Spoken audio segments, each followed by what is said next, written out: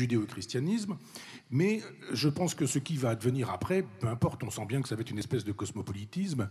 Ce qui n'est pas très important pour moi, ce qui est plus important, c'est que nous commençons à préparer une civilisation transhumaniste.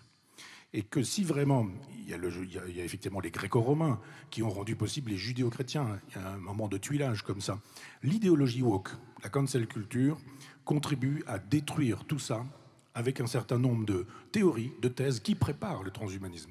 Cette idée qu'il n'y a plus d'hommes, qu'il n'y a plus de femmes, que des petites filles de 8 ans ou des petits garçons de 8 ans peuvent dire qu'ils ont envie de changer de sexe depuis 4 ans. L'idée qu'on devrait pouvoir aujourd'hui, si on n'a plus le projet d'avoir un enfant, avorter quelques jours avant la date légale, avant le jour où peut-être cet enfant aurait pu naître. Cette idée qu'on peut acheter des ovules, des spermatozoïdes, qu'on peut louer des utérus, qu'on peut vendre des enfants. C'est-à-dire que tout ce qui apparaît là nous montre que finalement le personnage qui devrait nous intéresser aujourd'hui, c'est Elon Musk, plus que le grand moufti de Jérusalem ou je ne sais quoi. C'est-à-dire que ce vers quoi nous allons, c'est effectivement ça. Réification, c'est-à-dire transformation des gens en choses, objectivation, transformation en objet, il s'agit de etc.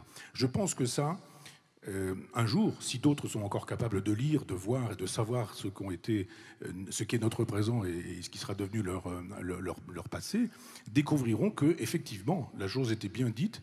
Il y a des gens qui auront le droit d'être des hommes et d'autres qui seront des sous-hommes. Je pense que nous allons vers un inhumanisme et que ça va très vite. Déjà, actuellement, à l'heure où nous parlons, sur la côte ouest aux États-Unis, il y a une truie qui s'appelle Gertrude, dont le cerveau est pucé et on lui donne des informations numériques. C'est-à-dire qu'on fabrique dans le cerveau de ce cochon des souvenirs de choses qu'elle n'aura pas vécues. Ça veut dire qu'on peut enlever les souvenirs de choses qu'elle aura proprement vécues, et ce qui est possible sur cet animal est possible sur les humains. Quelle force spirituelle s'opposera à ça ? Alors, seule une force spirituelle le pourrait, il n'y en a pas. Moi je pense que la vraie crainte, elle est là. Alors Michel nous dit que c'est foutu.